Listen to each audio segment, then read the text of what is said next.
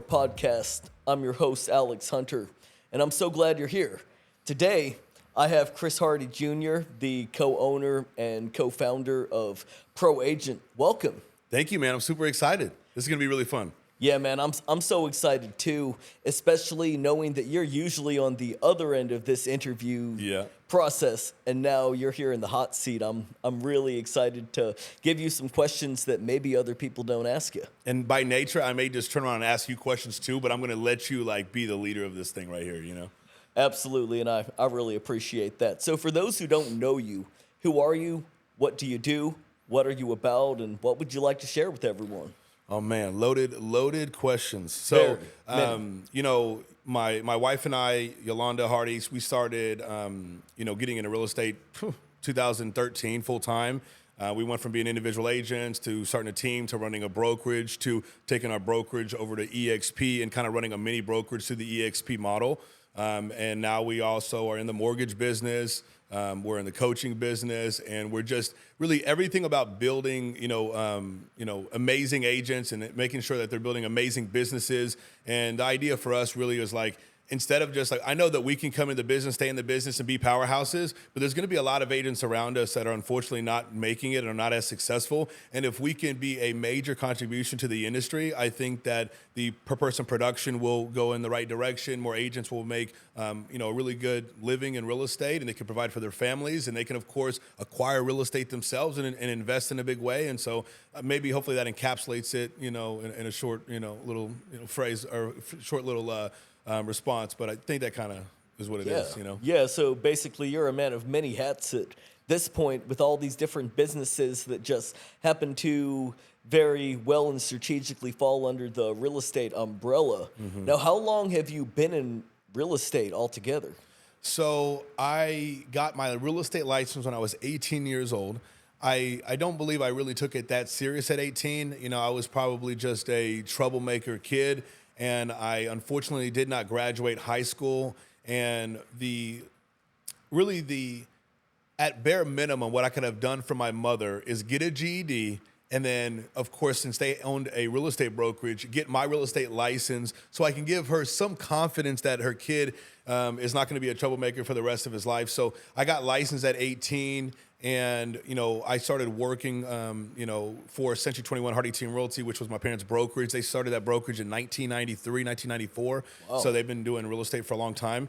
And, from that point, after about 12 months, I kind of checked out of real estate. I was just young. My head wasn't really in the game for it. I'd made some decent money. I had some good savings, and I moved out to Austin, where I met Yolanda, who was kind of originally from where we were from in Magnolia, Texas. And then we did that for, we did the Austin thing for a few years. And then one day it's let's go get into real estate. And so she it was amazing because she quit school. She quit college at that point in time. So she had a lot of faith. She was probably scared. We were probably, in fear a little bit about making it happen. But we felt coming home back to Houston, where we already kind of had a brokerage, or my parents had a brokerage, would be a really, really good start. And so it really didn't start kicking off until about that 2013. And so if somebody says, how long you really been doing real estate? It is since, 2008. But in reality, it's probably more of that 2013 era, And was there anything that happened for you in 2013 that made you decide to go full force? Was there a catalyst? Yeah, I think that, when we lived in Austin at the time, we were not making a lot of money. We worked a couple different jobs. Yolanda was working probably about 2-3 jobs and going to college full time. And none of her jobs were paying her that well. And she was going to college to be a nurse, which is very, very respectable. And, that was something that she really wanted to do. And I think, I was also doing apartment locating at the time, which I didn't really consider real estate. I kind of look at it like a different wing of real estate, but I was doing apartment locating. And that's funny. I'm going to interrupt you for just a second, because that was my first year of my career was pretty much nothing but that. And I definitely thought it was real estate. Continue, though. No doubt. And it's definitely real estate, and people need to lease properties, and you could provide a great service.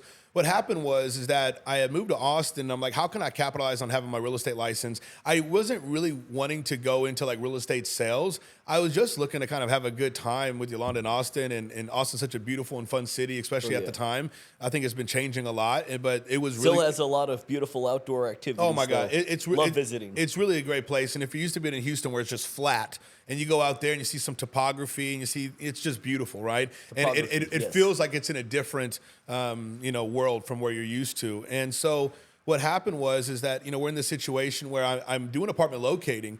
And I'm doing a lot of apartment leases. The issue at the time, and it's still probably an issue, is that Austin was so busy with people coming in. There was so much demand, but there was not enough vacancy in these apartments. And so people would drive to Austin thinking they're just gonna go pick an apartment out and move into Austin. And then they would go from apartment to apartment to apartment to apartment. And every apartment would say, we're booked up for a year, 2 years, 3 years, right? Ooh. And so people would come to this office that I worked at, which was, I worked with a great guy named Michael Ray. He has a company called Apartments Here. I believe they still are in Austin doing that. Well, we would have people, because it said Apartments Here on the sign outside, and it looked like a McDonald's kind of sign. It's like red and yellow.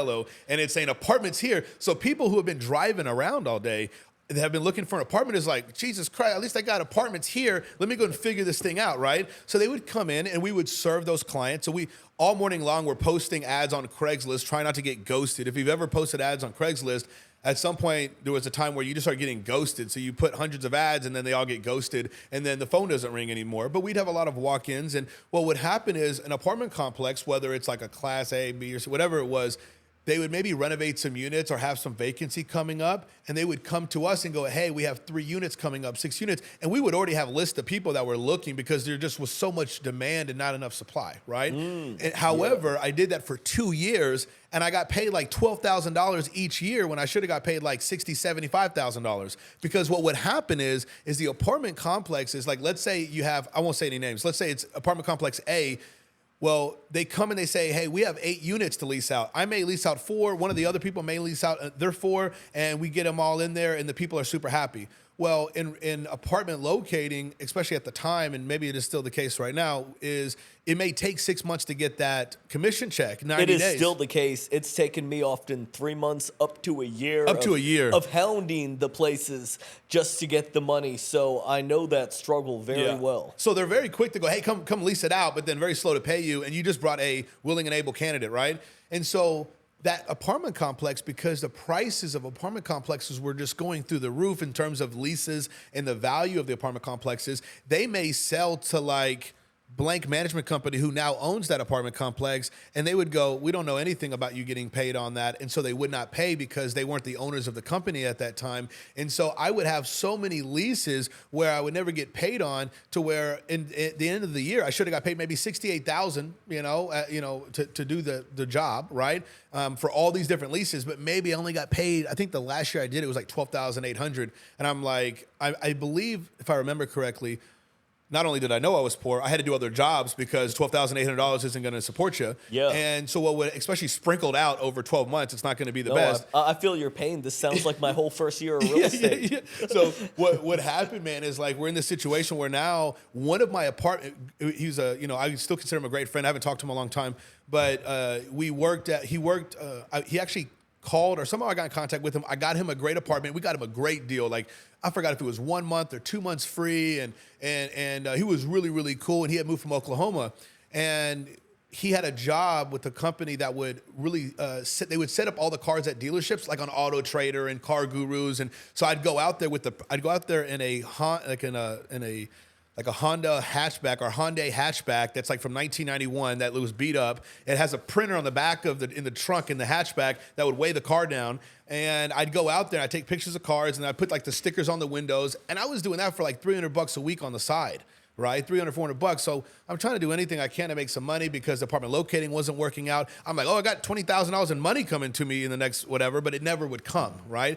And so these complexes just wouldn't pay out. And so, I'm doing that. Yolanda at the same time is working several jobs. She's going to college full time, and we were just poor. Now, when you're young and you're poor and you're in Austin, it's kind of fun. But I remember there was a time that always like really stands out to me where I was picking up Yolanda from her job. She worked in Bee Caves at a really fancy, custom like shoe place. I forgot what it was. And I remember I'm right outside the mall to pull in, and I guess I just hadn't realized how nice that area was where this mall was at. And I look around, there's like several Rolls Royces and Mercedes. And it was just this moment in time where I was like, if I keep doing what I'm doing right now, I'm probably not going to help get us where we would really like to be. Because of course, Yolanda and I, we'd go out there, we'd go to like Mount Bunnell and we'd go hiking, we'd do all this stuff. And you're out there like on Lake Austin and by Lake Travis, and you're seeing these beautiful homes that are worth millions of dollars. And you're like, am I doing, is what I'm doing right now actually going to get me those things? In reality, for her as well, is what she's going to do get us in something like this? Because I guarantee you there's not a lot of nurses that own $2 million homes on Lake Travis, right? And so I think, that kind of inspired me, and we started having conversations, and we were like, why don't we go back to Houston and take this thing on? And she was a great supporter doing that. And the first 6 months, I got really worried because, we're living with her parents. We're out in Magnolia, Texas, and we're kind of doing whatever we can. And the only thing, like, I knew about real estate sales. I knew what it took to be to be a high achiever and to be a top producer, because my father had been going to Mike Ferry events since he started the company. It actually kind of saved his business in the beginning. And so I knew what I should have been doing, but there was fear there. And a lot of people look at my personality and they see how I am, and they're like, he's kind of fearless. He would never be, scared of rejection or scared of being a salesperson, all that kind of stuff. But I was, and I was in fear. And so the one thing that we knew what to do was like, let's just do a ton of Craigslist ads. And so in the first probably 6-7 months, I think Yolanda and I did like 50 or so plus leases, which is a lot of leases because it probably took 150 people to actually lease that many properties, right? Because so many people, they go, oh yeah, I don't have any broken leases. Oh yeah, I made 3 times the rent. Oh yeah, this and that. You find out they killed somebody last week. And they've already, so you kind of waste a lot of time with unqualified people, even if you're pre-qualifying them, right? Well, we weren't, even though we did that many leases, we didn't really have any money because it just not a lot of money, right? And so we get in this position at that point in time where, and I don't mean to like go on too long, but I think it kind of sets the tone of the beginning of our career is, I remember my dad was like, you need to go to this prospecting clinic out in College Station, Texas. Mike Ferry's son is meeting a lot of top producers at this prospecting clinic. And I'm like, oh yeah, I need to go to that. But in my mind, I'm like, oh my gosh, I literally at this time, I'm doing Craigslist ads to try to get people to call me for rental opportunities.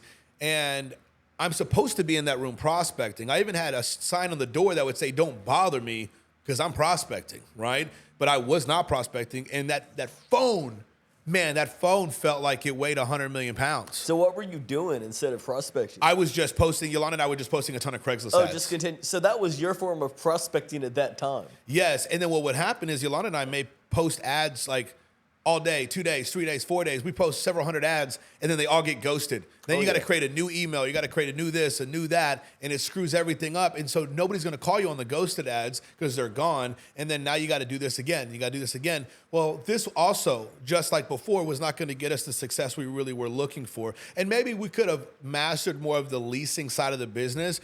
But if you look at the income on leases, unless you're doing a lot of high-end leases, which, guarantee you out of apartment locators, maybe 1% are really making a killing. Maybe 5%, 95% of them, it's like maybe they do a couple leases a month and they got $600 each at the end of the day. That's not really going to make you thrive, right? And so I go out to this prospecting clinic and I am scared beyond belief. And I remember I showed up to that prospecting clinic and, I had my computer in my bag and I was taking forever to get started while the room is full of, at the time, I don't remember if it was exactly like this, but in my mind, I felt like everybody in the room had custom suits, had, expensive purses, like they were presenting themselves as real professionals. And I'm there and, some, $12 Ross slacks and some kind of a plaid button up and I'm just, who knows? It's just, in some $12 shoes or something, right? And so I'm like, man, these people are really doing it. And there was some fear going on. And you start walking around trying to find other things to do. But at the end of the day, you went there for a reason. I remember Mike Ferry's son came up to me and goes, he goes, Chris, let's get you on the phones. And he started dialing, and I started dialing. And I remember I'm talking to one person on the phone, and it's actually going well. He's just saying, read the questions, and I'm just reading the questions. And I'm in the middle of setting the appointment, and I look over, and he's still dialing the phone. He's still dialing on his side. I'm like, hey, man, I'm on the phone. I'm good. Everything's fine. And he's like, no, we got to keep him going. Well, somebody picks up the phone, and he puts his phone in my ear. So now I'm talking to two people at the same time. I get wrapped up finishing that appointment. I set another appointment, and I was so excited, Alex, that I didn't even call those people. I never went on those appointments. I didn't do anything. I was just so excited. I realized that this fear that I had was so made up of bullshit. And we're just in the business of having genuine conversations. And if we could just get out of our own way, we can start having the conversation. And so right then and there, I go, oh, man, the fear is kind of gone. Now, I definitely still had fear, but I think the fear that I had actually made me insanely good on the phone because I didn't want to be rejected so much that I was willing to push the envelope on every call. I was willing to go past all the awkward stages. I was willing to ask confrontational questions. My thought process was like, if I can't win this person over on the phone, how can I win the next one, right? And I wasn't that agent that I felt at the time, and ended up being this way, where I was going to talk to 50 people each and every single day. So I needed to make the most out of the 15 to 20 people I talked to.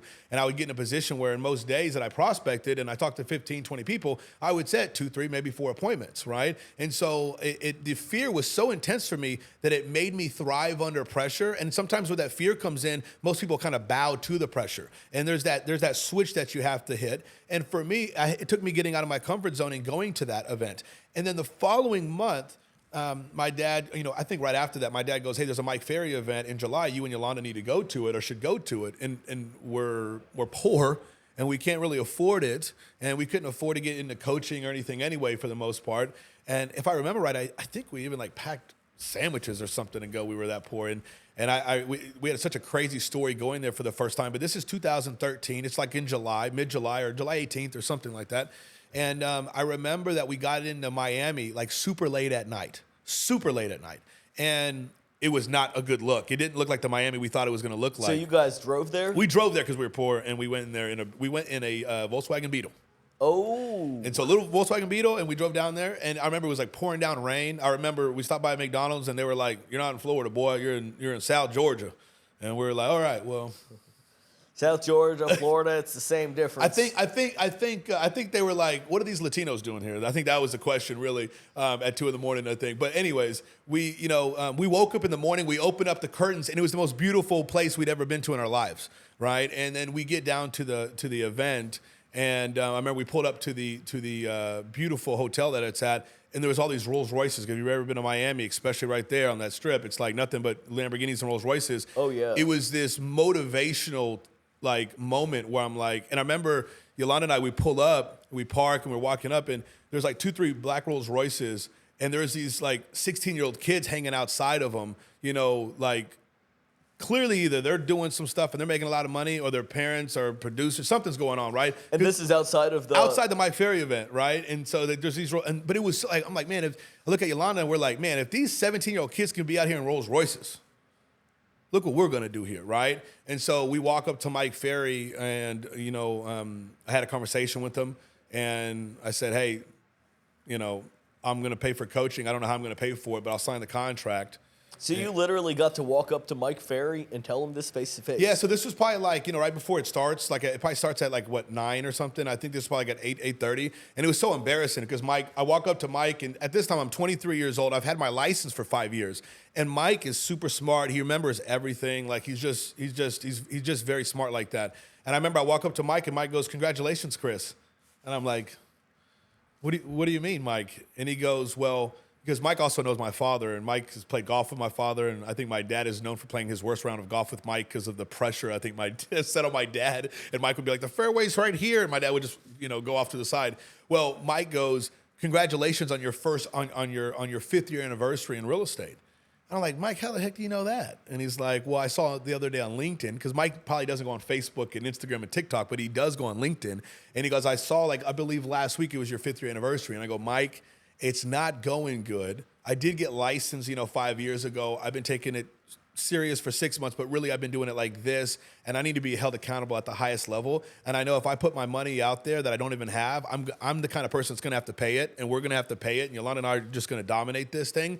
And I think we had our first coaching call in like the first week of August with a great coach named Ira Nadich, who's still with the MFO organization. Oh, yeah. And I think in those first 45 days, I sold like Yolanda and I probably sold like 15, 16 properties, and I think we made like $92,000, $93,000 in about like a 2-month period. I think that we kind of knocked them down over 30 days, but then over the next 30 days, they kind of all paid. And I think we spent all that money the following month, and we went on vacations for long. We were the kind of people that we like, man, look what we just did. Let's go on vacation for 2 weeks, 3 weeks, as 23-year-olds. And Well, yeah, I mean, that's a huge feat as a 23-year-old. Yeah, so that's kind of how it started, and then there's a lot in between that and now, but that's kind of at least when you're asking what's the start of your business and or start of getting into it, that's a longer short version, I guess. So it seems like you had 5 years or so of your career when you were on and off, up and down, not fully with it, and then 2013 you were in extreme full swing with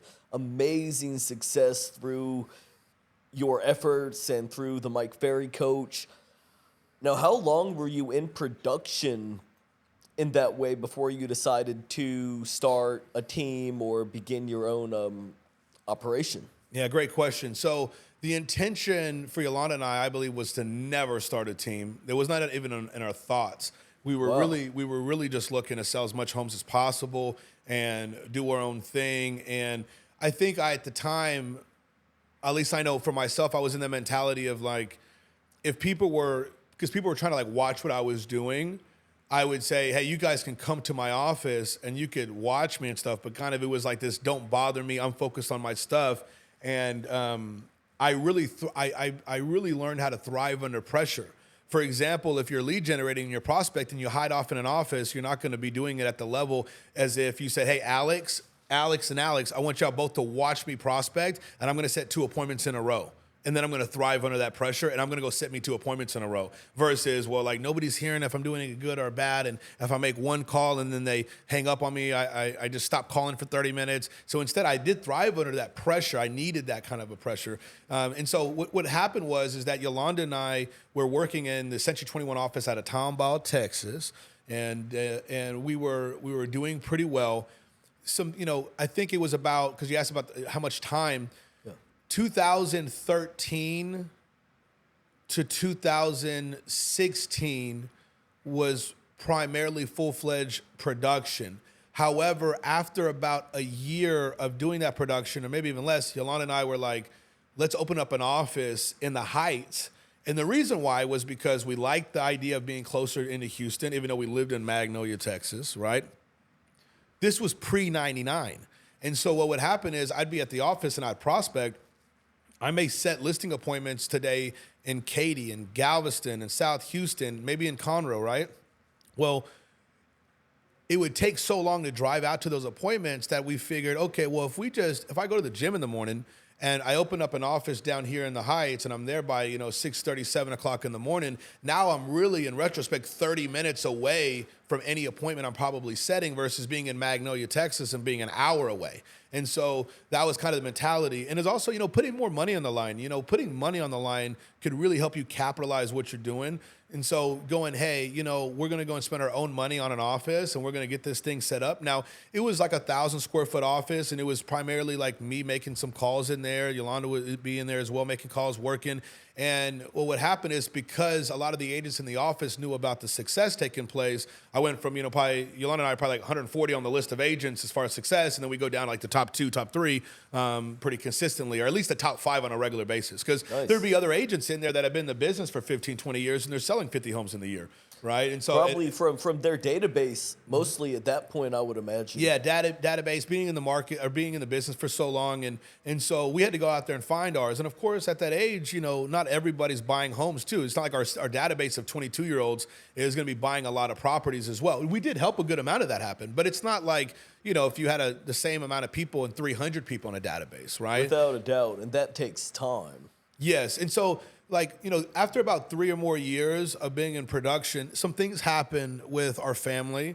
And I don't want to go into all the details, but unfortunately, my mom went this way, my dad went this way, and I think that there was a real big lack of focus. And at that time when this is taking place, not only do we have the Heights office, right, and we just started, really, we're looking at the finances for the company, and it's like it's not looking good. And my dad's priorities were kind of in another direction. My mom's dealing with what she's dealing with, and there was no like real leadership in the office. Now, when you're 23, 24, 25, 26, it's not like all these people in this company want to follow you and you're half their age, right? So they may not respect that. They kind of respect what you're doing. And we surprised a lot of people, because a lot of these people had worked with my parents for years and years and years, and they probably thought this guy's going to die or this guy's going to be, caught up in some crazy mess. And it turned out that, Yolanda and I really started to make things happen. Well, we said, okay, well, how can we get more of the agents in the office to buy into active strategies versus passive strategies so that we can build the production up and help them sell more real estate? Now, real quick, what is an active strategy versus a passive strategy? Yeah, so a passive strategy would be like, I'm not saying any of this is as a negative, but if you were to mail a subdivision, you're going to be waiting on them to call you. If you were to text people, you're waiting on them to text you back.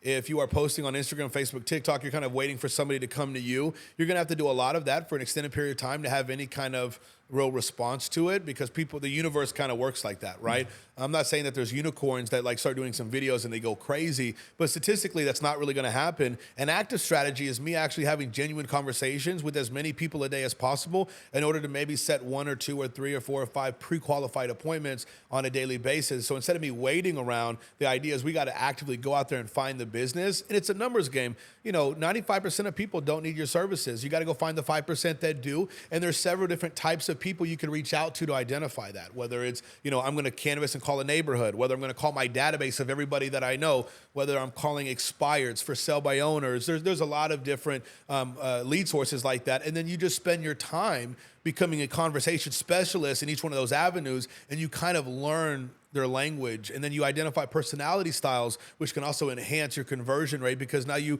really are speaking their language. And so that would be my active versus passive strategy.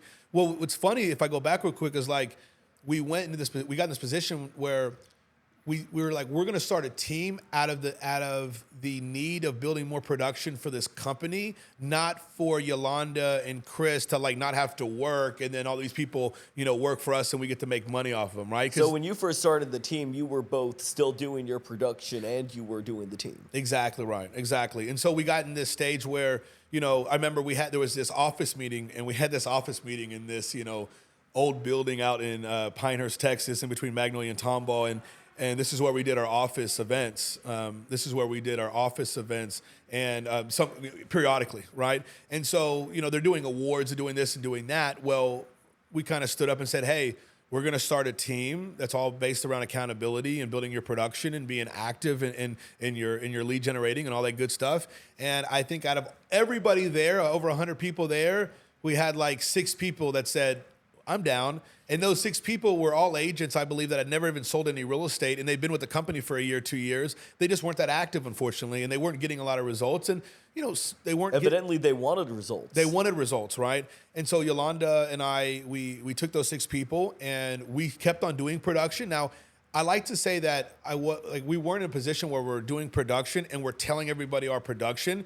People were kind of in awe in how much production we were probably doing for the time that we were spending with them, because they would never really see us do transactions. They may not even see, we were very efficient with certain things. And I'm not the most educated person in the world. And so I think by nature, I found a lot of shortcuts to make sure my files were in order. Because when you have 7, 8, 10, 12, 14 pendings at a time or something, it's like you have to make sure you're on top of it. Well, 95% of our time is spent with the agents. And so, they would kind of be like, man, I can't believe you guys sold 50 houses or whatever, because you guys are with us 99% of the time, right? But we had to make sure that we had all of our attention on them, because, it's like Yolanda and I could get to a spot in production where we're doing 100 deals a year. But if we could get 20 people in the office, 30 people in the office, 50 people in the office to start doing hundreds of transactions, well, then this company that my parents started, in 1994 doesn't have to go off to the wayside and maybe have to get sold or have to, just fail, right? It's because that was like the idea. We're gonna have to get out there and help these people. And so I think we had about, I think in the first 7 months of that operation, we probably had 6 to 8 people, and I believe we closed like 140 transactions with those people. Like That's 100, huge. I think it was 127. That's an amazing amount of transactions per person. Especially when they did 0 before. Yeah, that's enormous. I mean, we have agents so often who in their first few years they're only closing 3 or 4 a year, so to have all these people collectively be pushing that much production is insane. What do you think attributed to that? I think we had I think we have a very special group even right now, and it's growing tremendously. And so I don't want to water that down, or I don't want to negate the fact that we have a great operation right now. And we do, and we have plenty of agents in our current office who they're going crazy, going absolutely crazy. People, taking 4, 5, 6, 8 plus listings every month. And no doubt. And they just got licensed, which is nuts. At the time, I think we end up growing on that team like that second year, because we started on that team, I think, like 5 months into the year. So when I say 7 months, it was like from, April or May to July. That's what the production was like. It was like that many units for those many people, right? And then we grew to about, I think, 12, 14 people like that next year. And maybe even like 15. And there was probably like 3 or 4 people that were signed up, but they probably never showed up. So I think there was this group of just crazy animals of like 13 guys and some ladies as well that would, they'd be at the office at 6:30, 7 o'clock in the morning. And maybe because they had nothing else to do but try to become successful, they'd be at the office until 10 o'clock at night. It's just the way it was every single day almost. And it was just, it was just this energy at that time, and people really were just going, I felt like balls to the wall in that group. And there would be nights where like guys were setting 6, 7, 8 appointments at night prospecting, and it was just a really fun time. And what took place from there is, unfortunately, some things happened with the company. Some things happened with my father. He went a different direction, and he had got remarried, and I think that there's a lot of personal stuff I won't go into, but it was a situation in which, unfortunately, we left the company, and it wasn't really out of what we were trying to do. And it was at this point where it was like, okay, well, do we go to a Keller Williams, a Remax? Do we open up our own Century 21? Do we have an independent company? What do we do? And throughout this period of kind of operating a team for a couple of years, or 2.5 years or whatever, you get in this position where you realize like these agents are really, they're lacking a lot of genuinely real support that's going to build their production up. It's a lot of like, I guess what really changed the dynamic was we were getting a lot of call. It's like soon as we left the company, all these companies are reaching out to Yolanda and I, and they're offering like these, like we were surprised at like how much these people were trying to offer us to join and maybe start a new brand or start a brokerage, like run an entire operation with them, all that kind of stuff. Well, we started looking into a lot of these real estate companies' production, and you would find that, man, this company has 800 agents, but they're only selling like 1.8 homes per agent or 2.5 homes an agent. Most of these agents are in poverty, right? And then you start looking at, well, what about the managers of these offices? And you find that 99% of the managers were all low production agents who needed more income. So they knew enough about how to handle a transaction. They knew enough on how to be in a position where they can help you do open houses. They can input things into the MLS. They can do things of that nature, right? But they're in this position where they don't know how to help those people produce. And so why are all these agents not selling a lot of properties? It's because what they're learning is very passive, and that doesn't really get a lot of clients getting in the pipeline. And so we went independent because we were like, we want to do our own thing, and we want to be a real estate company that looks at itself more as a coaching company first and a brokerage second, because what do the agents need the most is high-level coaching for their production. And so joining some company where we knew that the leadership were unfortunately like not real big producers and were kind of like $40,000 a year, or plus or minus earners.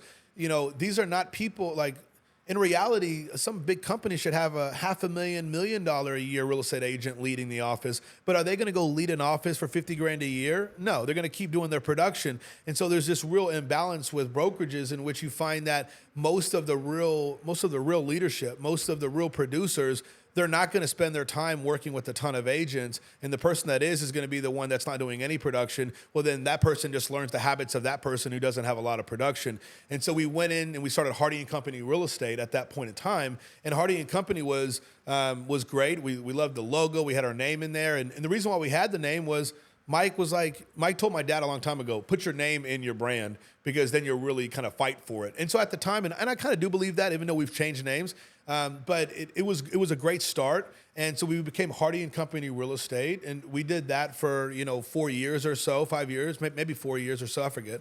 And then then we did the EXP thing, which I thought was never going to happen. I was probably one of the biggest EXP haters of all time. I felt like I had watched enough of these YouTube videos with these corny, people that it really came off. EXP at the time came off, and this was just, middle of last year, right? Or maybe even the beginning of last year when we started having the conversation about it. We didn't switch to EXP until middle of last year, right? In middle of 2023. At that time, I had seen these representations of what EXP seemed to be like, and it came across as this something for nothing organization where, hey, you don't got to sell real estate, but you can recruit and you can make a couple pennies off of each sell that everybody does. And if you have enough people, you can make money and you don't have to do anything. And at least that was my perspective. And then I had a coach, Yolanda and I had a coach named Michelle Wilson, which is our business partner right now. And she had, 17 plus Century 21 locations. And she gave all that up to go to EXP.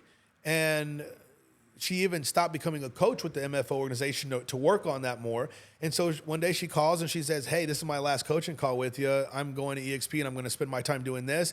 And I think I'd probably talk so much shit about EXP that she didn't even try to recruit us. However, a couple years later, here we are at the beginning of last year, maybe a little bit before, and we're getting people reaching out to us from across the United States going, hey, how do I become a part of Hardee and Company Real Estate? How do I become a part of Hardee and Company Real Estate? And Yolanda and I are like, man, I don't know how we're going to make that happen because our brokerage is in Texas, right? And then we start looking into like starting a brokerage in every city and state. Like, how would that look like to open up an office, like open up a brokerage in every state? We start realizing, oh my goodness, the amount of time it would take. And the red tape, the bureaucracy. We're never going to get anywhere. We're never going to get anywhere. And so Yolanda, because she's smarter than me, she goes, we need to call Michelle and really find out what's up with EXP.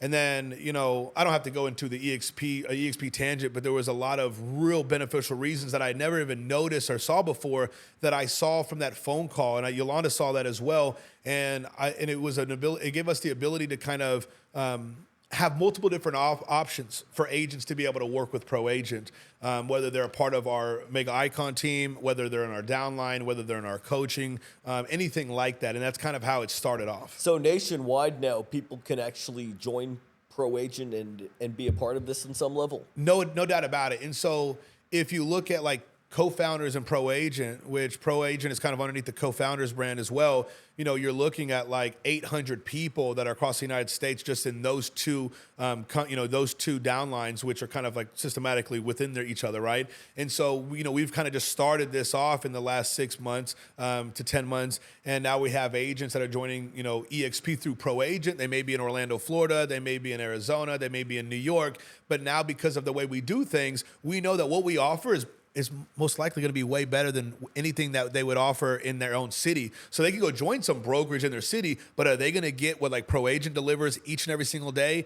I guarantee you there's no way they can do it for several different reasons. And because of that value proposition, they go, well, I can join EXP. Like, let's say they don't even join through the group. Like, let's say they're somewhere else in the United States outside of Houston.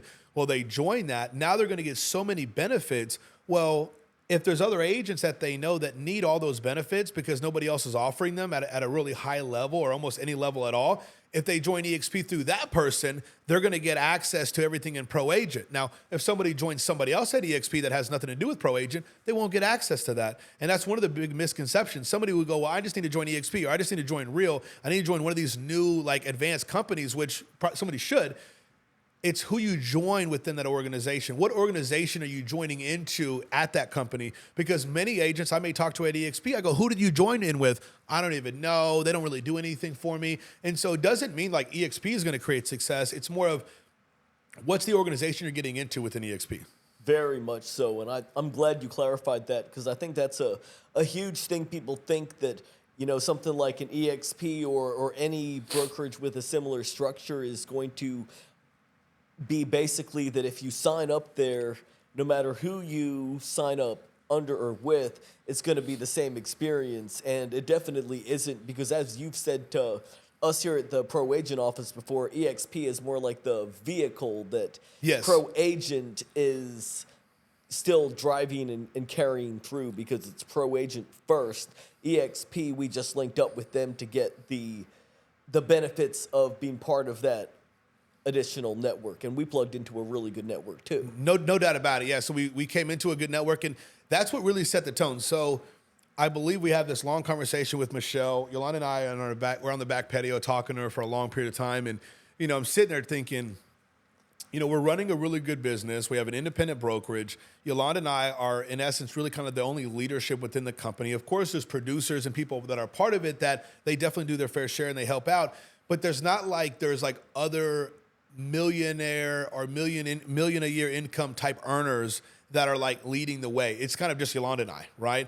And so if we were to go and hire a Michelle, if we were going to go hire a Chad Cooley, number one, they wouldn't take the offer because they make too much money doing what they're doing, right? Also, if I was to pay them $600,000 a year, $1 million a year, right? If they're already kind of making like that income a year and they're on that route and they're on that path and they're building something with EXP, number one, we would be broke if we had to pay somebody that much money. Like even if we're making a lot of money, you start paying some high level individuals to start incorporating themselves into your business. Well, you got to go sell way more real estate to even be able to pay those people. Now we're not getting paid anything, right? And so what happens is that I'm sitting here listening to her and I'm like, you're telling me that I'm going to get this person that are going to come in and they're going to also play vital roles into the Pro Agent organization. And all we got to do is join EXP, because if we join EXP through them, there's a financial benefit for them. There's a financial benefit for me. There's a financial benefit for anybody who joins under us within Pro Agent and EXP. And then you go, what a perfect scenario in which now we went from like Yolanda and I leading an organization to now we have several super high income leaders that can really be a huge benefit to a lot of the agents within Pro Agent. And now it's like it's all-star coaching and training on a daily basis. And as a control freak, I was not going to, especially Yolanda, for sure, I believe we weren't going to give up any kind of control on certain things for people because we wouldn't think that they could probably do it as well as we could, or we were just being control freaks about it. However, somebody like a Chad Cooley, what an amazing salesperson, what an amazing, conversation specialist, like I like to say a lot. And every single morning I have Chad Cooley, coaching 50 to 100 agents within Pro Agent on exactly what to say, how to say it, and how to set appointments every single day. Of course, I do that too throughout the day and at times, but now I have somebody dedicated, and he's literally like one of the best, if not the best in the business. And, the only way that somebody like myself as a control freak would give up that kind of a role is if somebody can actually play that part effectively. And I don't like, our agents love that one aspect of the day. And then you have a super brain, Michelle, who is so systematic. She has so many, she's so successful. She's had a lot of success with Century 21. She's brought that over to EXP. She's probably brought in 600-700 people in EXP already in 2 years. And so she brings so much to the table as well. And then now you have Yolanda and myself. And then there's more people that are in that as well that make a massive impact. And so it's like this situation in which how could anybody offer more than what Pro Agent, co-founders, and what we're doing at EXP? There's really not a lot of competition, and it's almost, if I go over the value proposition, it almost seems like there's no way there's this much value in it. And when somebody sees all the value and they go, my God, I didn't know there was anything like this even available, the only reason why they don't join is because they don't want to work. Yeah.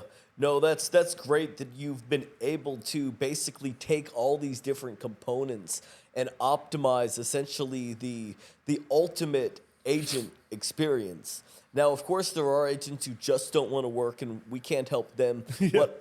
What I am curious to ask you about is, what about the agents who do want to work, but for whatever reason they're making contacts, but they're just not getting results. What would you tell these people? Yeah, so man, another loaded question because there's so much to respond to And on that. there are so many different variables, and I know per agent we have our meetings where we track our numbers, and as Andrew talked about in our last interview, just being able to isolate exactly what the person's problem is sometimes can be yes. so advantageous. However, sometimes at the beginning they have every single problem. So Yep. the people who are, there are people who sometimes they are talking to 150, 200, 300 people every week, and they're not seeing a result yet. What would you tell those people? I would say, no, you're not, number one, because in most cases, I'm not saying that there's not agents out there that are making 250 or 200 or 150 new contacts each and every single week. My question would be, how long have you actually been doing that for? Your first 1,000 contacts, we have people in their first 1,000 contacts that take 5 listings. We have some people that don't take 5 listings until they make 3,000 contacts. Everybody's a little bit different. Your past is a little bit different. Your experiences are a little bit different. I talk to a lot of people about like your upbringing and your life, and you have a very unique setup, and it's created like a master salesperson, right? Some other people have not had to deal and go through the things in life that you have. And so they may get their license. Let's say you get your license at 18, they get their license at 18.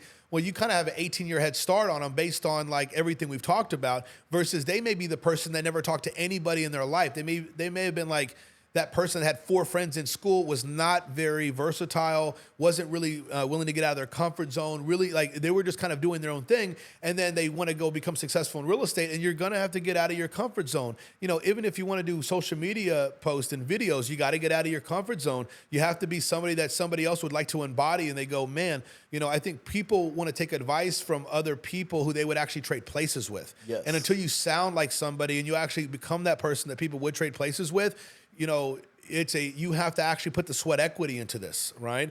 And that sweat equity is like the universe is watching you. So I'll even go back a second. Typically, I'll meet with an agent who is experienced. Maybe they've sold 1 home in their life. Maybe they sold 20 homes in their life over 10 years, because that could be very typical, unfortunately, right? What I'll find is I'll go, hey, how often are you prospecting? And they go, oh, well, I've tried prospecting before. Well, how many contacts were you making every day? Oh, I would be making like 30 a day. Okay, now were you making 30 contacts a day, or were you dialing 30 people a day? Oh, well, I guess I was dialing 30 people. Well, that means you probably only talked about 3 to 5 people. Is that correct? Yeah, I talked to like 3 to 5 people. Well, how well were those conversations going? Not well whatsoever. And so how many days did you do that for? Oh, I did that for like a month. Okay, how many days do you actually think you even did what you were talking about? Maybe I did it for a week or 2 weeks. So you already know they did it way less than that. They got on the phone. They probably had maybe a total of 20 contacts in this 2-3 week span. And trust me, they weren't good enough to really push the envelope and get anywhere on the call. I guarantee you, if I took you to the local LA Fitness at 5 o'clock in the afternoon and you ain't playing ball every day, you're going to get your ass handed to you. But if you went in there each and every single day for 2, 3, 4 hours a day for an extended period of time, you could probably put some whooping on somebody. You could probably get some shots in. You could do some layups. You can block the ball. You're going to get more adequate in that department. But are you doing enough action? The biggest thing right now for an agent is going, hey, number one, I have to master these 4 things: mindset, skills, strategy, and execution. Right? And so if I don't master my mind, I'm really not going to build my skill development that well. I'm not really going to stick to a strategy, and I'm not going to really execute on a daily basis on anything. I'm really going to become such a good salesperson on selling myself what not to do versus what I should be doing. And that's the major issue. And just because I want to say this because on top of my mind, there's a handful of agents in our organization right now that I can tell they're 3 feet from gold. They just started, but they're already kind of selling themselves on something else. And in reality, the difference between them and the people that have taken 4 or 5 listings is they leave 2 hours before. They're okay leaving without this, leaving without that, while the person that's sitting next to them downstairs is willing to be there for an extra hour until they get something. And the compound interest of that mindset pays so much in the long run. And so can you just be relentless for 90 full days, which is probably really 65 work days, if I had to guess. Can you do 65 solid work days in the next 90 days where you make no less than 30, make no less than 35, make no less than 40 contacts each and every single day? Soon as you master making the contacts, then you'll master finding the leads, then you'll master setting appointments, and you'll master converting on the appointments and taking the listings and then closing the deals, right? And so before you go, I want to have a badass perfect year, I want to have a badass perfect quarter, I want to have a badass perfect month, I want to have a badass perfect week. Can I have a badass day? Can I just not leave today without talking to 40 people, right? And if I could do that today, and it's going to take me 3-4 hours to do it, can I do that again tomorrow and the next day? And then now you know, like, for example, let's say Alex is doing 40 contacts a day for the next month. If somebody says, hey man, come and do this with me tonight, or come do this morning, you're going to be like, no man, I'm on the, my momentum as far as doing what I said I was going to do is now long enough to where I'm not going to divulge from my diet, or I'm not going to, you know what I'm saying? And so you have to stick with it long enough. And so, hey, can you master a day, then master 2 days, master a week? And when I mean master it, just don't leave without the contacts. And then the next level is don't leave without an appointment. And then don't leave without taking a listing or something. You know, like you have to, it's a level. I mean, that's kind of what I'm working towards. Don't leave without a contacts. Don't leave without the contacts. That's just a matter of being willing to put in the time and the effort. I think you're somebody that could go, and you do this, is like, see, guys, the contacts is really a reflection of the amount of time you're spending working in your business, right? Working on your business and building your business, right? So if somebody goes, oh, Chris, well, I only made 15 contacts today, and they're a brand new agent, or they're an experienced agent with not a lot of production going on, well, what are you doing the other 8 hours of the day? See, people who prospect at a high level and have been doing it and have built momentum and are really doing big things and taking 4, 5, 3, 4, 5, 6, 7, 8 plus listings a month, what happens for those people is that they're in this position in which they're not going to lower their standard, but now they wish they had more time to prospect, because now these people actually have a lot of appointments to go on. Sometimes you may have a lot of appointments to go on and you're like, man, it feels impossible to talk to 30, 40 people today, right? Oh, yeah, I've talked all about how, especially at the stage that I'm currently at in my business, where if I'm talking to, sometimes it does feel impossible. I'm going to be making contacts out of my car. I'm going to be making contacts going from appointment to appointment. Lead follow-up, you know, those are, especially as you have things in the pipeline, lead follow-up is part of your contacts, whether it's separate or whether it's in your whole bundle. That's really part of your own business. I did want to ask you, and I know we have to get going and wrap up soon. I really wanted to ask, when people are making these contacts, how important do you think mindset is as far as a factor in their resultant success? And more importantly, what can these agents who are making contacts and newer to this or maybe not seeing results yet do to cultivate their mindset? I would say, number one, way too often, people are living on the mercy of somebody else. And if they've accepted that and they're okay with that, they're probably not going to build the mindset needed to become a dominant business owner, a badass salesperson, a great real estate agent. You have to have this understanding that I have to be the person that everybody else is living on the mercy of. Do you want to be the person that goes on vacation because your mommy paid for it and you're 30 years old? Or do you want to be the person that can take your mommy, your daddy, your brother, your sister, your fiance, you know, her mom and her dad on a vacation, spend $18,000, and like everybody's sitting at the table that night and they're there in paradise and it's beautiful, the weather's there, the food's there, the drinks are there, and none of that would have happened without you doing the goddamn work? Man, that's the difference, right? And so what I'll ask an agent in the office if they're not setting appointments, I go, how many times have you even had the conversation this morning since you got up that I'm going to actually take a listing today, that I'm going to have amazing conversations, that I'm going to set multiple appointments? Do you even believe, like when you come in, would you bet money that you're going to be setting an appointment today, a pre-qualified appointment, or would you not be betting all the money on you? And if you can't bet money on yourself, you don't go into it with that kind of attitude, you're not going to set appointments. The people that are setting appointments every day and taking listings every day, they're going into it going, I have an opening at 4:30 and 6:30, and I got to find 2 people to put in that slot that I can go sell their house. And my entire mission the first 3-4 hours of the day is to have the mindset of going, hey, number one, these people need me. Nobody's going to help them as much as I'm going to help them and give them the service that I'm going to give them. And I'm going to find people that need my help, and I'm going to get in front of them, and I'm going to help sell their property. And like nothing's going to stop me from doing that. Like I just got to be that relentless pursuit of that kind of stuff. You know what I mean? Yes. As I think I came up with this little phrase especially early in my career. I always say prospect relentlessly. That's basically step one. Yeah. Now, for those who may be interested in prospecting relentlessly, or at the very least interested in some real estate success, how can people find you on social media? Yeah, so you're going to see him on Instagram as the Texas Real Estate Goat. And you can find me, just put in the name Chris Hardee Jr. on Instagram also, or Facebook or TikTok. I need to use TikTok and stuff like that more. We do have a lot coming out on YouTube and more stuff to come. But if somebody wants to find out more about Pro Agent, they can just send me a DM. You can text me, call me, 713-822-5719. We can set up a 30-minute meeting. I can go over all the differences or all the different ways that you can work with Pro Agent and start taking 2 to 5 plus listings each and every single month. Perfect.